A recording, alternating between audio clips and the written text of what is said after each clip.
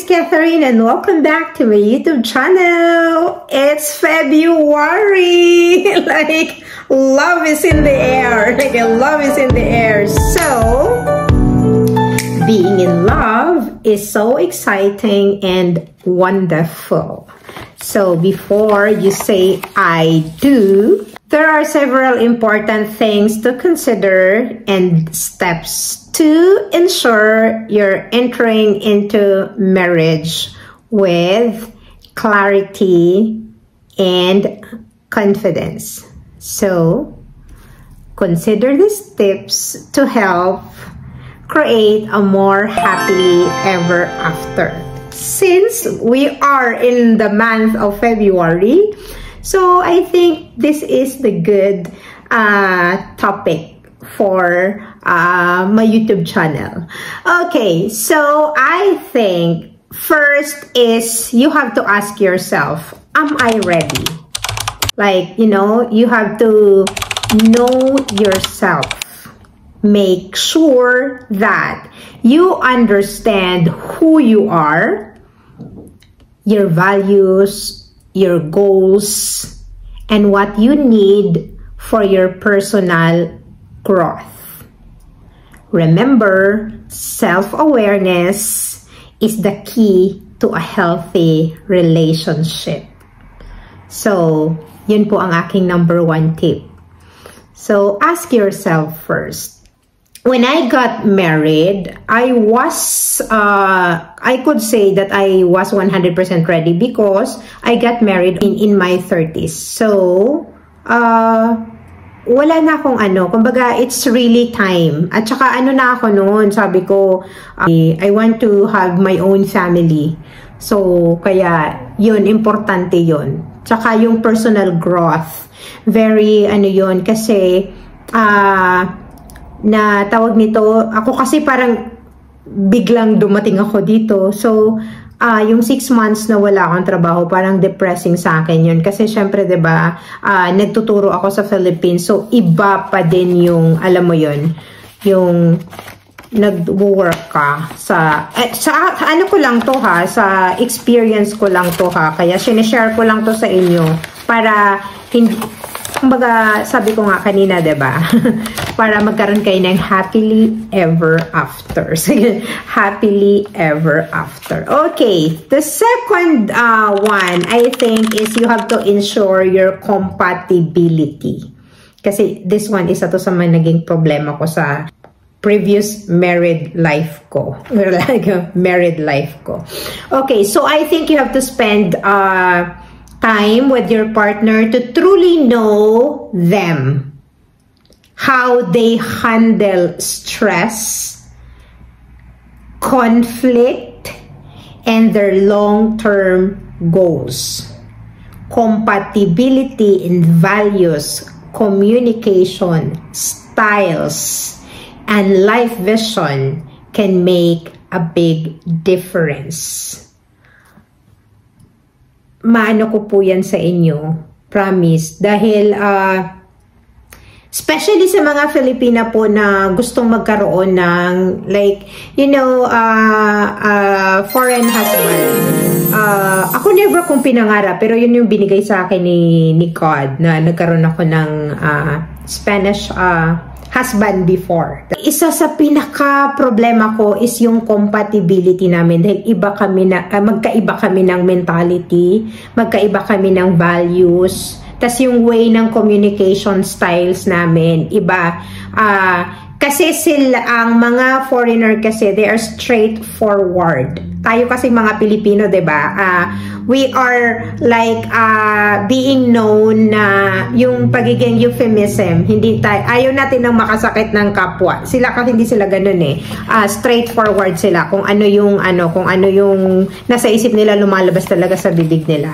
So, pag mahina-hina ang loob mo, parang sumasama na yung pakiramdam mo. Pero, lang yun. Parang like, it's a comment lang, walang ibig sabihin nun. So, yun po, isa yun sa pinaka-importante na kailangan nyo pong i-consider. Next is discuss expectations.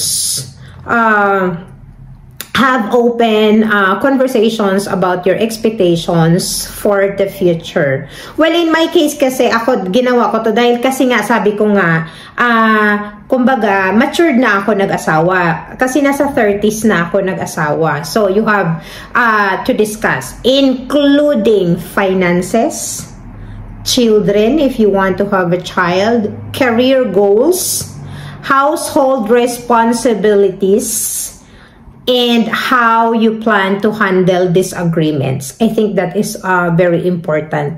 That you agreed in one thing. For example, that if you have arguments or discussions, let's say discussions, so, you know, you are going to sit down and talk you mean the discussion. At mas, I think, makakatulong yun sa, sa relationship niyo po. And ito hindi ko to ginawa, but I think this is a good way also to have a premarital counseling. So it is beneficial to go through premarital counseling. This can help you both prepare for the challenges of marriage and provide you with tools to strengthen your relationship. Or maybe at least if you have like, friends that they have been married for like many years, o meron na silang experiences, kung ano yung mga, alam mo yon, pinagdadaanan ng isang mag-asawa. Wala namang perfect pero alam mo yon, siguro pagka medyo mas ka lang ba, marami kang alam, ayun, so makakatulong yun sa married life mo. Feeling ko lang po. Sige, feeling ko lang. And emotional readiness. So make sure you are marrying because you are genuinely want to build a life together. Not because of external pressures or expectations. Emotional maturity and readiness are vital. So katulad po ng nabanggit ko kanina, kailangan mo yun sa sarili mo na, am I ready? O yun, kasi iba na po talaga. Iba kasi ang yung boyfriend-girlfriend lang kayo kasi nagkikita lang kayo pag nagdi-date kayo or alam mo yun, nagta-travel kayo. Pero pag mag-asawa na kasi talagang iba yung 24/7. Iba yung 24/7 na tas araw-araw magkasama kayo. Talagang ang dami yung nade-discover. Kaya yun, isa yun sa pinaka-importante. And trust and communication. So, reflect on whether you both communicate openly and respectfully and whether there is mutual trust and understanding in the relationship. Well, ako kasi nag-trust ako may hugot. 100%, pero wala But yeah, yun nga, communication, I think ito yung isa sa, ako kasi hindi ako, tawag yan, tahimik ako. Pag galit ako, hindi ako nagsasalita. So, I think yun yung luck sa akin nung, yung previous, married life ko. So, dapat pala, open ka talaga sa, alam mo yun, kung meron ka napansin, o kung galit ka, o kung ano man dapat sinasabi mo. Hindi yung nananahimik ka lang. Ako kasi silent warrior ako. Pag galit ako, nananahimik ako. So, yun yung ko, na pag hindi ko gusto yung nangyayari, tahimik ako. So, hindi pala dapat ganun. Okay, next. Independence. Okay, independence. Know that marriage doesn't mean losing your sense of self. You should still be able to pursue your passions, friendships, and personal growth alongside your partnership. So, wag mong, wag mong alisin ang yung buhay mo dati. Yung buhay mo dati, diba? Yung parang iikot na lang yung mundo mo dun sa husband mo. So, you gain professional growth. Kasi, diba, na-share ko naman sa inyo, mas prefer ko talaga na magtrabaho. Kasi parang iba yung sense of ano ko nun eh, as a woman, yung empowerment, ayun. And then, financial health. I think this is very important kasi ang daming mag-asawang nag-aaway because of this. So, have honest discussions about finances, debt, kung meron kang utang, spending habits, and what else? And maybe joint financial planning. Money can be a big stressor. So, it's better aligned before marriage. So, i-discuss mo na yun sa partner mo. Kung, ako, sinabi ko na yun dati, nung bago ako nag-asawa na meron akong housing loan, na etc. So, ano yun, hindi ako kumbaga wala akong hidden sa ex-husband ko. But to be honest, in all fairness, never kaming nag-away sa pera. Never na, sa marriage namin, hindi naging issue sa amin ang pera. At sabi ko nga, I'm so lucky kasi very generous yung ex-husband ko. I remembered a month nang dumating ako dito, meron akong extension card pero never ko siyang swipe. Kaya hanggang ngayon, super na-appreciate ako ng ex-husband ko. Talagang sinasabi niya sa akin na pagdating daw sa pera, hindi siya, wala siyang sa akin. Sabi, kasi, at never ako nanghingi. Never ako nanghingi sa kanya. Lucky lang din ako na sabi ko nga pag nasa shopping mall kami, halimbawa, meron lang akong hahawakan, sasabihin niya na, bibilhin niya na agad yun. So, okay naman. Kaya, maganda na pag-usapan nyo din yun. Kasi, maraming mga mag-asawa nag-aaway dahil lang sa finances. So, share ko lang din yun. And then, 9 is support system. Medyo mahaba pala itong yung prepare ko. Sige. Surround yourself with a supportive network of family, friends, and mentors who can offer advice and guidance through process. So, ang maipapayo ko sa inyo pagdating dito, yung support system, tama naman yun. Kasi minsan kailangan natin, like ako, yung sister ko, siya talaga ang support system ko. Pero, alam nyo minsan, ang na-realize ko dito, sa mag-asawa, normal lang na nagkakaroon kayo ng talaga, disagreement. And I mean, lahat ng tao, kahit sino.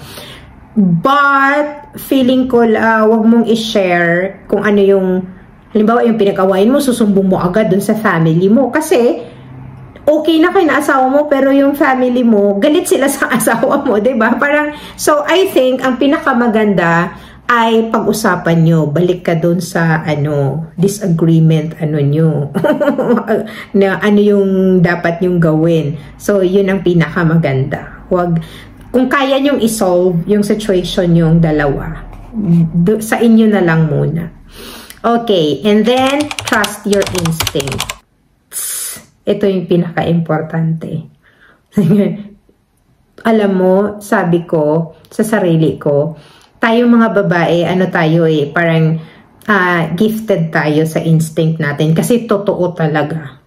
Totoo talaga. So, listen to your intuition. Kung meron ka nang nararamdaman na kakaiba, if something feels off, take time to address it before moving forward. So, i-discuss mo na yun sa asawa mo, or sa partner mo, or sa boyfriend mo, bago pa mahuli ang lahat.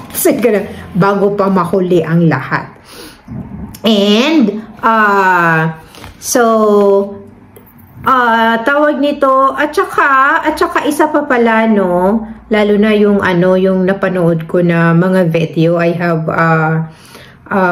seen videos about Filipina na napatay or pinatay sa ibang bansa dahil feeling ko kayo, be extra cautious kapag long distance. Kilalanin nyo talagang mabuti muna. At saka play detective, kumbaga. Ika nga, play detective. Mahirap yan eh.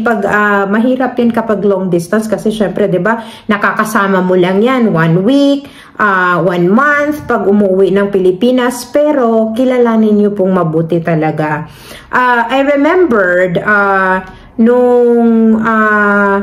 bago kami kinasal at bago ako pumunta dito ng aking ex-husband, nakakausap ko na yung family niya. At saka, siya ang naghanap ng mga Filipino sa Valencia City capital mismo. Tapos binigay niya yung number ko. Tapos nakausap ko sila. Talagang as in siya yung naghanap. Hindi niya sila kilala. Naghanap siya ng mga tawag nito ng mga Filipino community. Para pagdating ko, meron na daw akong kaibigan. So, iyon.